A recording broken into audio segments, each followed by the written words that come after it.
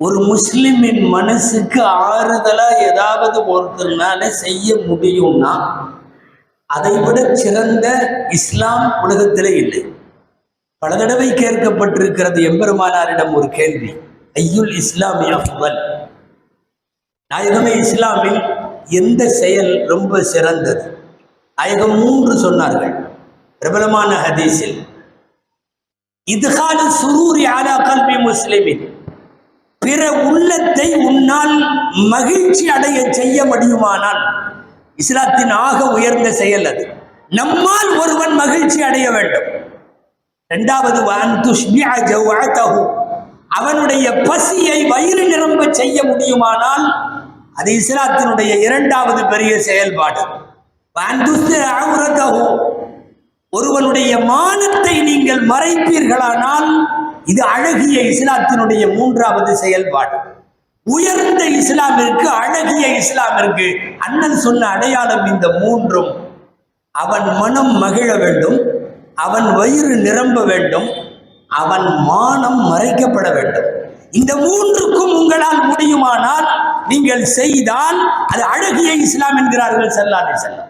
நாம சில செயல்பாடுகளை, சில தொழுகை, சில நோன்பு, சில உம்ராக்கள், ஹஜ்ஜுகள், இதையெல்லாம் நாம் விளக்கி வைத்திருக்கலாம். ஆனால் இது போன்ற ஆபத்தான கட்டங்களில் அபயக்குரல் கேட்கிற போது நீட்டப்படுகிற கரம் ரப்பிடத்திலே எல்லா இபாதத்துக்கும் மேல போயிடும். சாதாரண வார்த்தை அல்ல நபிகளார் சொன்னது.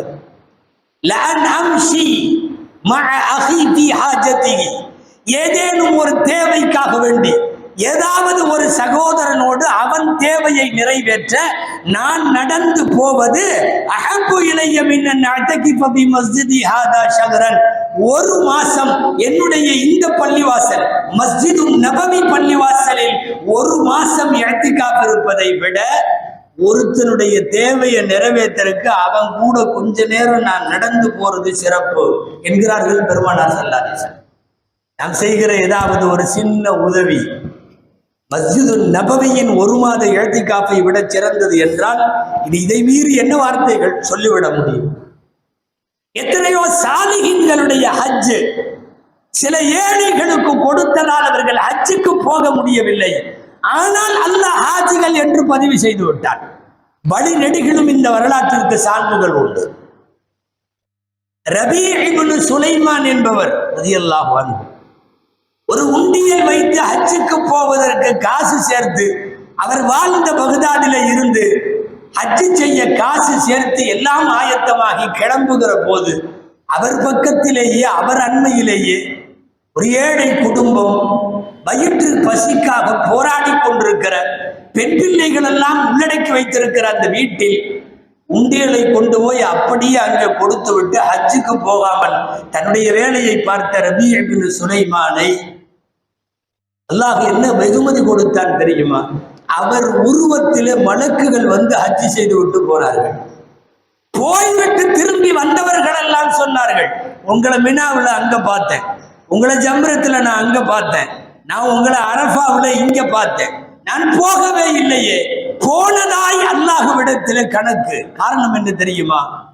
ஒரு தக்க சமயத்தில் அடுத்தவர்களுக்கு செய்கிற உதவி, நாம் நீட்டுகிற கரம் ரப்பிடத்திலே சொல்ல போனால் மஸ்ஜிது நபவி இஅ்திகாஃபை விட மட்டுமல்ல, ஹஜ்ஜு உம்ராக்களை விட சிறந்தது என்று பார்க்கிறோம்.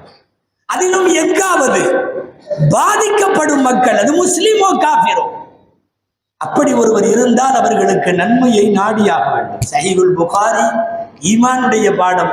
பெருமானார் ஸல்லல்லாஹு அலைஹி வஸல்லம் அத்தீனு அன்-நஸீஹா, மார்க்கம் என்பதே, தீன் என்பதே வெறும் தொழுவது ஓதுவதல்ல, அடுத்தவர்களின் நன்மையில பங்கெடுப்பது, அவர்களின் நல்வாழ்க்கையில பங்கெடுப்பதற்கு பெயர் தீன் என்கிறார்கள் நாயகம் ஸல்லல்லாஹு அலைஹி வஸல்லம் அவர்கள்.